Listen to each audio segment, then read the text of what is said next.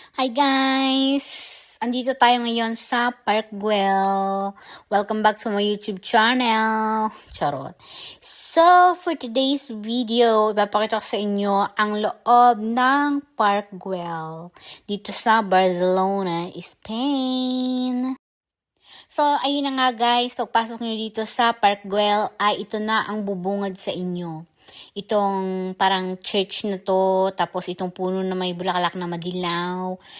And then, itong wall na to, hindi ko, wall ba yan siya?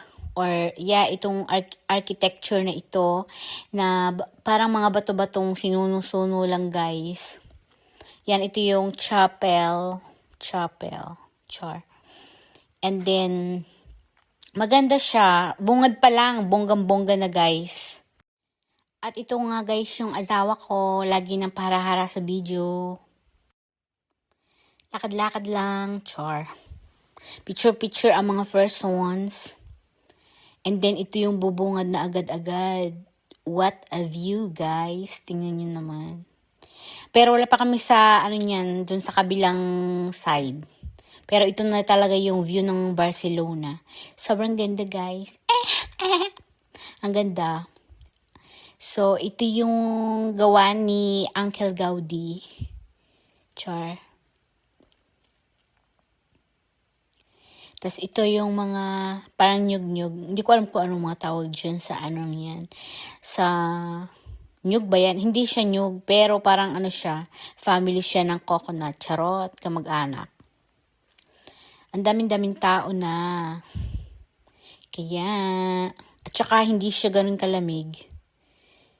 Yan para kang nasa Pilipinas. Charot. Maganda yung surroundings, green. Green was the color of the grass where I used to read at Centennial Park. Chart, illustrate yun. So, tingnan nyo guys, yung detail ng mga bato-batong pinagdikit-dikit ni Uncle Gaudi. Sobrang ganda. Paano kaya ginawa yan? And so guys, ito yung Sagrada Familia, Nakikita ko na yung mga crane.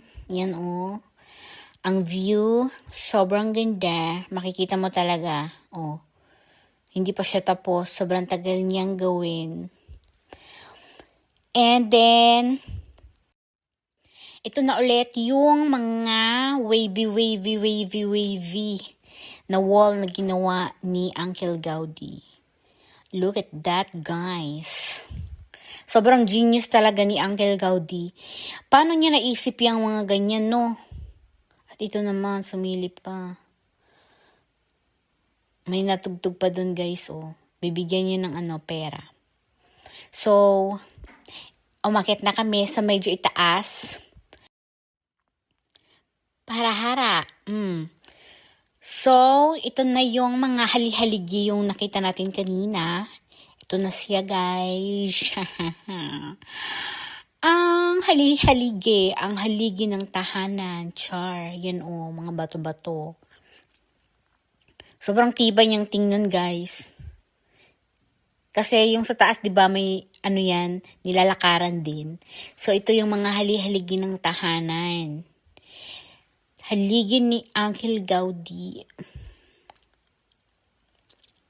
Parang may mga stalagmites.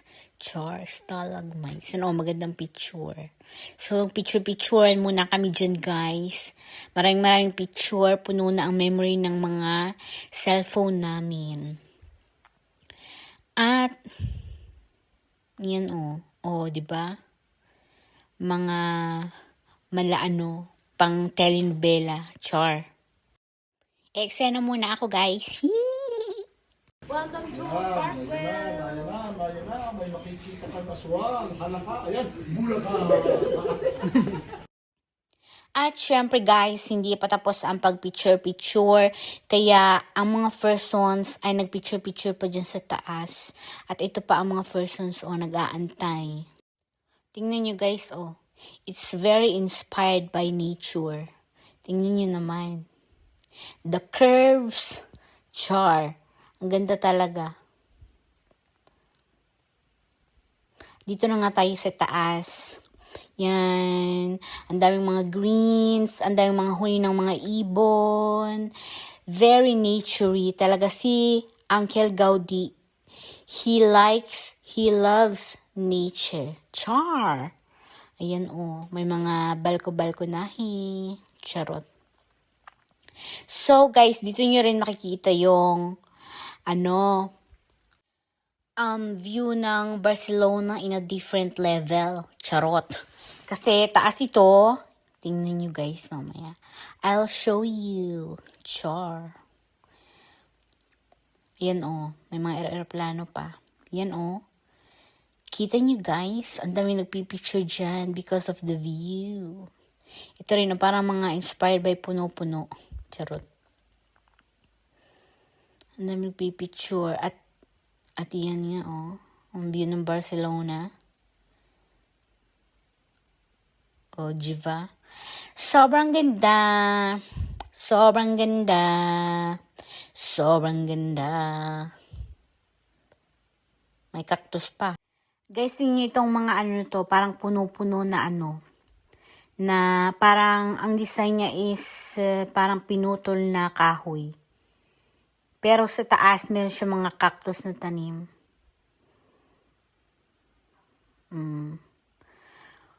Diba? Si ate. Char. Sobrang mainit na, guys. Sobrang init pala sa Barcelona. Lakad-lakad lang ang mga first ones hanggang makarating sa itaas dahil may banyo ata doon. Ito pa nagbibideo na naman si Kuya Boy. At itong yung mga bakod-bakod tingnan nyo guys look at the design. It's very rare. I was there, I remember it all too well. Maybe we got lost in translation. Maybe I asked for too much char. So, ito yung bahay. Very siya, Italian ang style. Maganda. Ang ganda-ganda. Hindi ko alam kung ano pangalan niyang mansion na yan. Basta 1905. Basta tinignan namin yun dito sa taas ng Park Güell. It's very nice. Hindi ko na nabinasa kung ano yan. At meron pang mga pine cone pang Pasko. Char, tingnan nyo guys. Pwedeng manimot. Ito guys, hindi ko alam ang pangalan nitong church yata to or something. Ang ganda Sobrang layo lang. Kaya hindi namin natingnan. And then, ang daming mga ibon na humuhuni-huni dito sa mga punong-puno na ito. Sabi ng aking dad, love birds daw ang mga yan. Love birds. Pero hindi ako naniniwala love birds. Pero guys, kung mayroon nakakaalam sa inyo kung ano yung mga ibon na yan, please paki-confirm nga kung love birds yan. Para naman maalaman ko kung ano yan. So, ito yung pinakamagandang view na. Look at the mosaic. Mosaic ni Uncle Gaudi. Upuan yan, guys. Best view. Char, yan yung mga bahay-bahay na parang siya. Parang ginger house bread, parang ganun. Pero hindi ko sure. Para sa akin lang. Ha? Yan yung view ng Barcelona. Ang dami nagpipicture, guys. So, kailangan yung bilisan ang pagpwesto para makapagpicture ng maganda. Ang dami din tao dun sa baba, guys.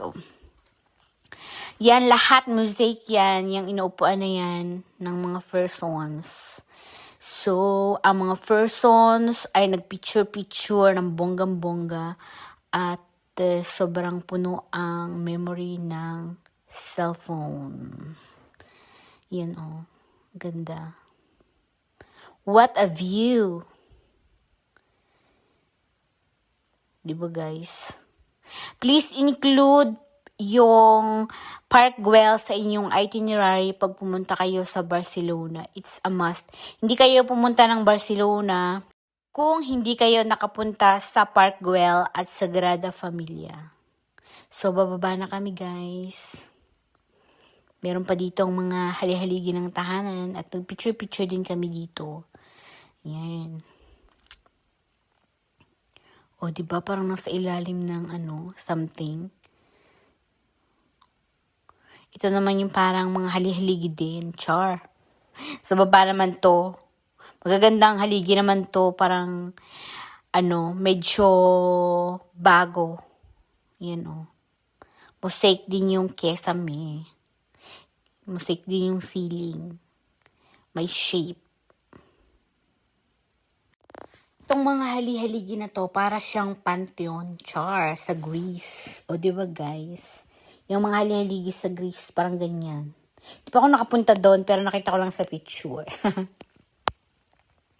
Look at the details. So, picture mo ng mga persons. Ang dami-dami mga picture ng mga person dyan. So, ito na, medyo malapit na tayo sa Mosaic House. Tingnan natin yun mamaya, guys. Char. At ito pa yung mga mosaic. May tuko. Char.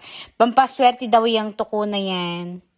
So, madami nagpipicture dyan sa tuko na yan, including me. Oh. Yan yung view sa taas. Mga mosaic lahat yung nandyan, guys. Oh. Dami nagsi-selfie. Look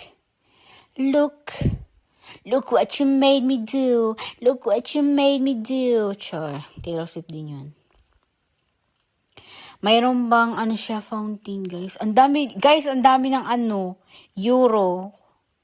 Yung siguro mga nagwi-wish yung mga persons dyan. Tapos, yun, naghagi sila ng mga barya-barya.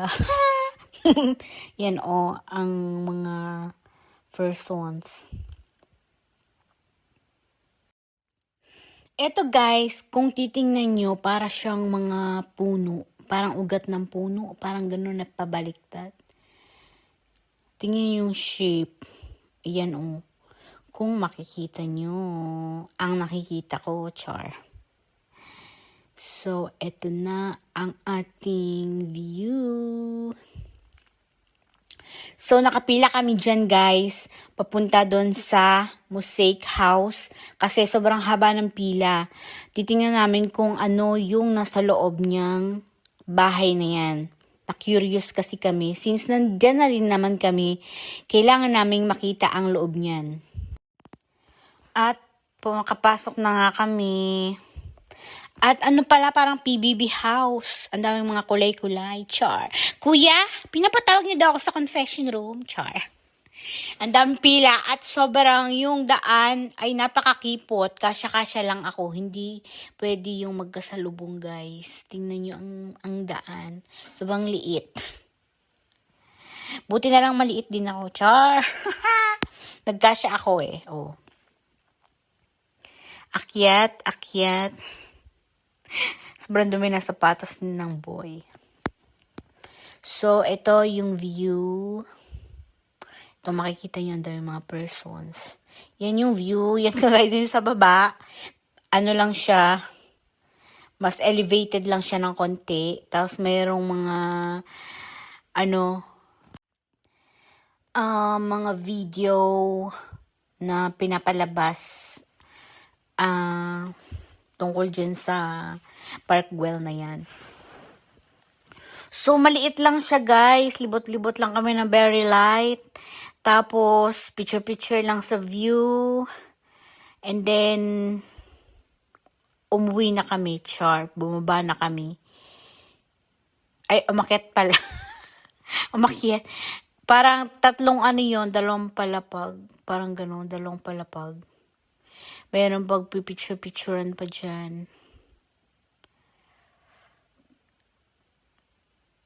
Yan yung bintana na yan. Ang daming nagpipicture-picture dyan, mga persons. O, diba?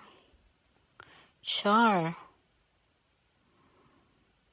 Ganon din naman yung view. Maganda lang kasi nasa may bintana. Char. Ito yung view dyan,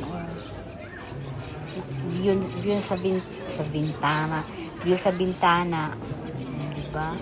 Meron din namang mga pictures from old times. Char. ng mga buildings na ginawa dyan sa Barcelona.